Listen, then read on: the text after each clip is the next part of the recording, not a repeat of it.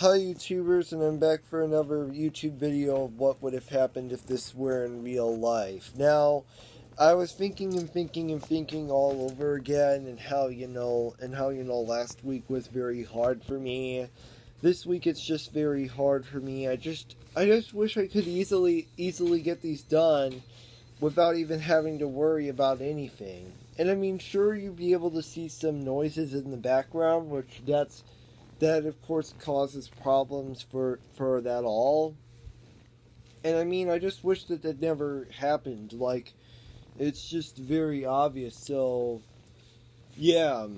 Now, I mean, I'm probably going to explain all the other stuff. All that other stuff will happen later, and it's kind of very obvious. So yeah. So I guess let's start off with this. I guess this is the YouTube. This is what would have happened if the Megamind 2 movie were in real life. So we cut open to the beginning. The beginning is quite very different than I imagined. Megamind and Roxine are now married, and well, technically I figured why not have them married, but yet again they don't have children. Megamind is always saving her as a damsel in distress, and that pretty much nails down everything. Minion is also have. This also means that Minion, of course, gives birth to his own children, which of course I figured this would happen. And yet again, note to everyone, there won't be the same villain. It's just going to be a totally new, different villain. I mean, I haven't come up with a name yet. It's just I haven't come up with a name. It's not Titan is not going to appear in the sequel of Megamind. He's not going to appear in the sequel of Megamind as my idea, but Metro Man will return. But Metro Man will return while technically cameo some parts within this movie. So yeah, it kind of does make sense. As Megamind and Roxine are trying to see if they can have children and all that, while Megamind is also trying to like look after Metro City, which now being renamed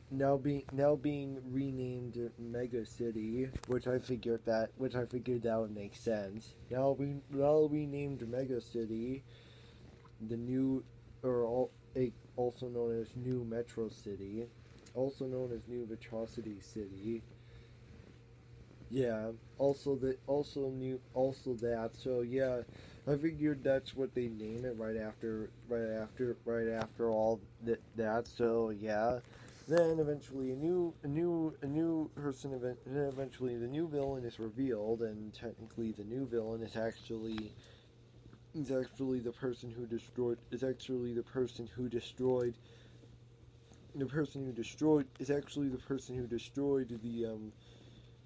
to got rid of Megamind and Metro Man's planets, which of course was a clone that they both which was an evil clone created by both Megamind and accidentally created by both Megamind and Metro Man, which is technically the opposite versions of both of them,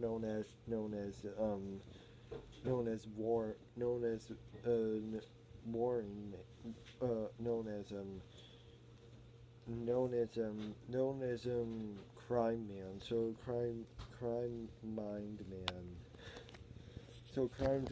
Crime Mind Man is the one responsible for getting rid of Megamind and Metro Man's planets. I couldn't think of any other name for this, so I figured that's where it would go, as he would eventually bring back Titan. So technically he's not the main antagonist, he's more of a minor antagonist, so he's somewhat of like an apprentice to crime, you know what I mean, Crime Mega Man. So Crime Mega Man, eventually is through that is an asteroid comes right down to Earth, while in the water technically. Some people of New Metro City, aka Mega City, go check it out, only for them to not survive Crime Mind Man.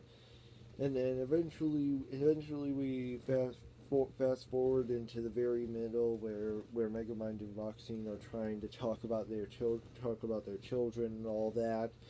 And yeah, now no, I'm not planning on killing off Roxanne. I'm not planning on killing off Roxanne from the Megamind movie in the sequel because there's so many movie sequels where they kill off the female character and then the superhero character has to avenge them. There's so many movies like that where the female lead character dies and then the male lead character takes over and tries to avenge their death. So yeah, that's kind of, I'm not letting that happen in this sequel. So good. So thumbs up for for me, right? Yeah. So then we of course a little bit forward through there where Minion tells Megamind that a new threat has appeared. Then then we eventually get a flashback from Megamind stating that then from flashback where Megamind was actually where Megamind and Metro Man disliked each other but had to work together but then they accidentally worked together for one time and actually created Crime Mind Man. As Crime Mind Man, a supervillain with both Megamind's gadgets and Metro Man's powers, was created by them. This, of course, made Metro Man's parents angry at Megamind's parents, and Megamind's planet became enemies with Metro Man's planet, as they both had, at least as until they both suffered along with them, suffering all the way through there. So then Minion tells them about Crime Mind Man and how Megamind was once believed for him to be gone, and then that pretty much narrows on everything. Now we fast forward to the middle where Megamind, Minion, Roxanne are still trying to tell Metro Man that they need him to put an end to Crime Mind Man, which is the the supervillain that both Megamind and Metro Man created. But he says that came down from Earth through an asteroid. But Metro Man says that he apologizes and says that he's sorry and that he no longer has his powers. But yeah, that's what happened. That's what happened at first. But then he will appear later in the film. Yeah, then where do Megamind, Minion, and Roxanne turn to after this? To what else? Metro Man's girlfriend. So they eventually find Metro Man's girlfriend and tell him that Metro Man has quit becoming Metro Man and now is known as Music Man, which of course is very obvious. This of course tells then Megamind, Minion, and Roxanne leave, and then Metro Man's girlfriend eventually she comes and tells Metro Man that they don't help Megamind, Dominion, and Roxanne. That they're probably not going to make it without him. So then we eventually get the battle scene and all that. It's all going to be very obvious. Then we get the battle scene in Megamind 2 where Megamind, Dominion, and Roxanne are trying to put an end to both where we're trying to put an end to both Titan and Crime Mind Man, as they're both trying to help each other, but then Megamind and Minion, they fall down, and Roxanne tries to call for help for Metro Man and his girlfriend, but it just doesn't work out. But then suddenly they both appear, which kind of does make sense.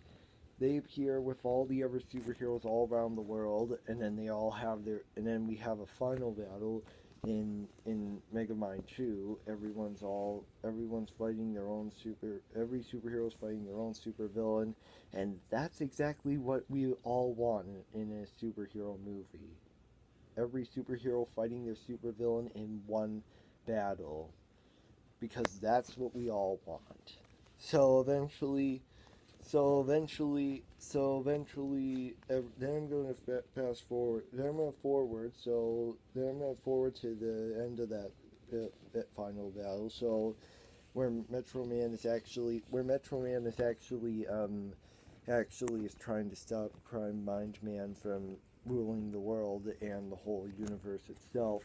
But just as Crime Mind Man is about to use his powers against Megamind, Dominion, and Roxanne, and Metro Man's girlfriend, Metro Man actually is the one who holds Crime Mind Man's powers because he was the original, because he says to Megamind that he was the original creator, so that made Megamind the co-creator. So that kind of made him that. Metro Man uses Crime Mind Man's powers against him, and then everything all cuts to, and then after that scene, everything is cut all to white. Then eventually, a few seconds later, all of them are fine. Megamind and Metro Man are fine. Roxanne is fine. Metro Man's girlfriend is fine, and everyone of Mega City, aka New Metro City, are all great. But Metro Man isn't. So Metro Man eventually is injured and actually is dying because he used the Crime Mind Man's powers against Crime Mind Man. And then he says Metro Man says to all of them, says to Megamind and the gang he says to Megamind and the gang, aka Minion, Roxanne, and Metro Man's girlfriend, that he did it to save New Metro City, aka Mega City. And then Metro Man dies. Metro Man's girlfriend eventually, cries at this point. And then they have a funeral for Metro Man. So I figured why not do this. It worked well with Tony Stark as Iron Man. It worked well with that. So I figured it could work well with this.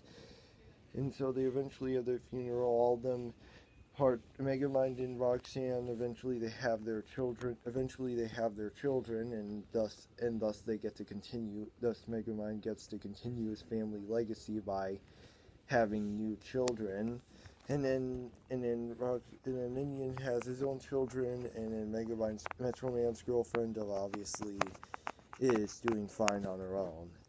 Yeah, and then everything goes up like higher and higher, and then the credits roll. Now, actually, I think this was a perfectly think that this was a perfectly good idea that I came up with. Now, I mean, I was thinking about like some other ideas for Megamind 2. Like, I mean, I just wish that there was a sequel to Megamind because we could see more of the character. We could have seen more superheroes in Megamind 2. We could have seen Megamind and Roxanne already a married couple and supposedly thinking about having children at the end. And so yeah, we all could have had that, but that probably didn't happen. And I mean, it's kind of good. So yeah. And I mean, who knows? Maybe we'll get to see this. Maybe we'll get to see a Megamind sequel later in the future. So yeah. And that's it for today. Peace out. Bye bye.